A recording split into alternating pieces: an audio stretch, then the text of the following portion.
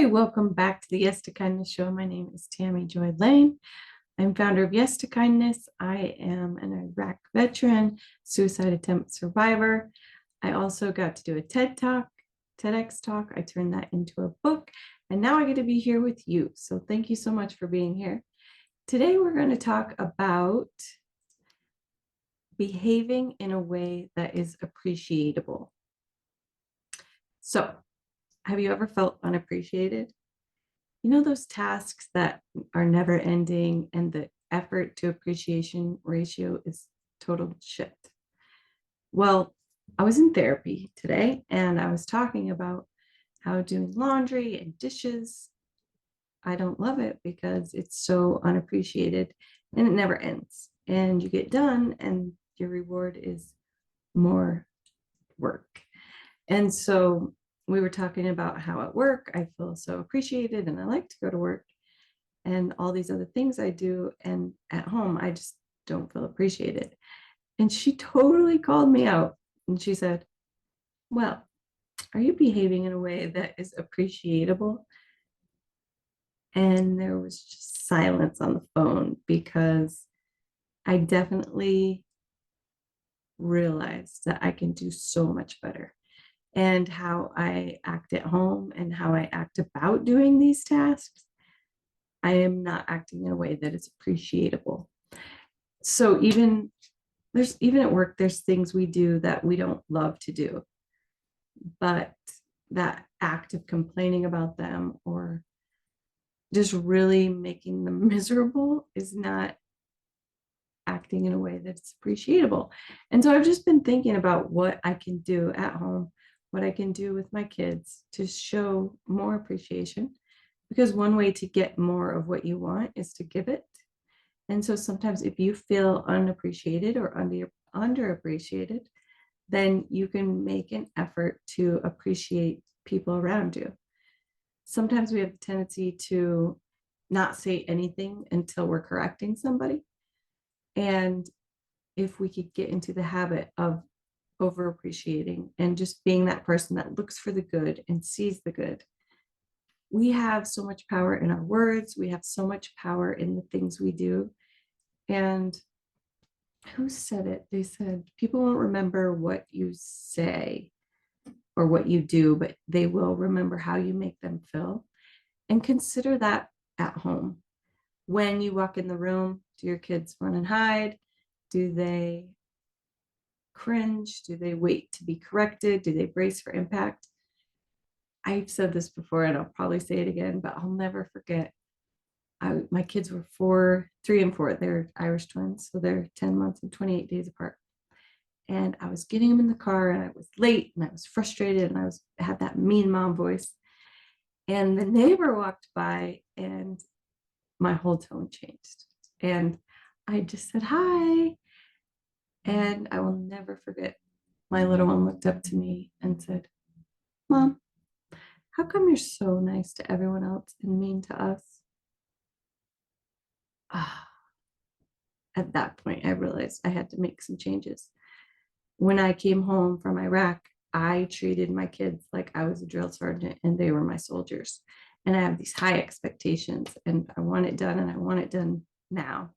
And I remember too, when my husband said, we aren't your soldiers and you're not a drill sergeant. So stop treating us that way. And a lot of times people talk about the men being abusive and, that kind of emotional and physical abuse. But to be the mom and to be the one that is being the bully, it's really hard to admit that I had a problem.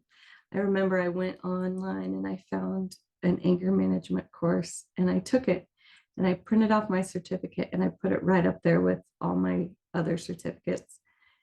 And that was kind of the change. That was kind of the beginning of me realizing I did have a problem. And if you did come home from war and you are struggling, you brought the war home and you brought the war zone into your house. There is hope. Just a few weeks ago, something little happened where I would usually freak out about. And I saw my daughter's face. She braced for impact and I didn't even react. I didn't say anything. I didn't yell. I just looked at her and shrugged my shoulders. And I remember her face, she was so perplexed, just thinking, I can't believe I just didn't get yelled at, which she was so used to. And so I just want you to know that if you went to war and you brought the war zone home, there's hope. You can change, you can make a difference, you can make your home safe again. And just tiny baby steps of realizing you have a problem, realizing that your little people, they are not soldiers. They did not sign up for this nonsense. And they have to pay the price for all the BS that we bring home. And so just start today. Just realize, call someone and say, I have a problem. I brought the war home and my house is a war zone. And then once you admit that you have a problem and you take responsibility, you can start to change it. There's anger management classes. As a matter of fact, someday I'm going to have my own anger management course. Not right now because I'm focused on other things. But the point is there's so many resources out there. Taking care of yourself, self-care, meditation, breath work, all kinds of things that can kind of calm the rage inside of you. Speaking to other soldiers and wives of soldiers. So I got to go to war, and then I also got to be the wife at home. And so I got to sit in both chairs and know what it feels like. And can I just say, shout out to all the moms holding the forts down and all the dads while their spouse is off to war, because that is such a heavy burden.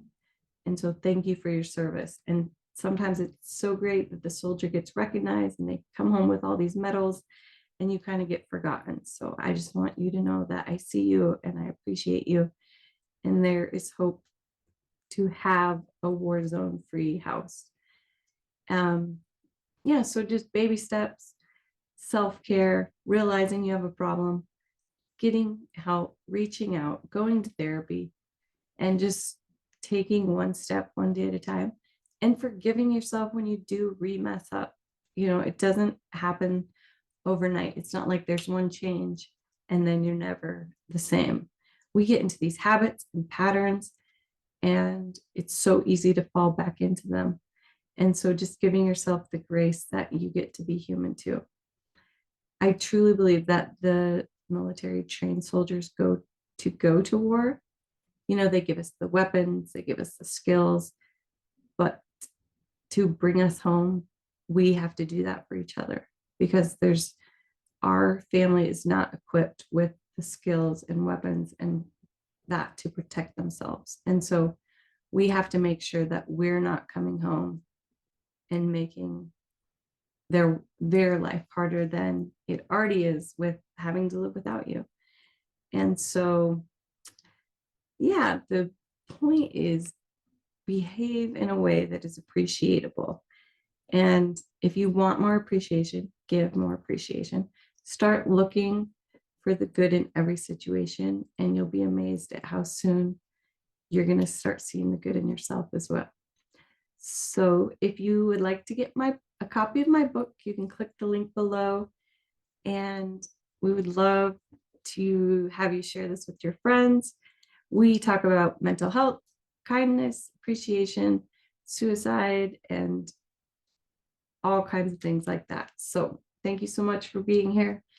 Remember 988 if you're not okay. That's the suicide crisis line. It's amazing what talking to a stranger can do just to get the craziness out of your head and into someone else's heart that cares. And if you're not okay, find someone to believe in you until you can believe in yourself. Remember, you're doing better than you think and more good than you know. You got this.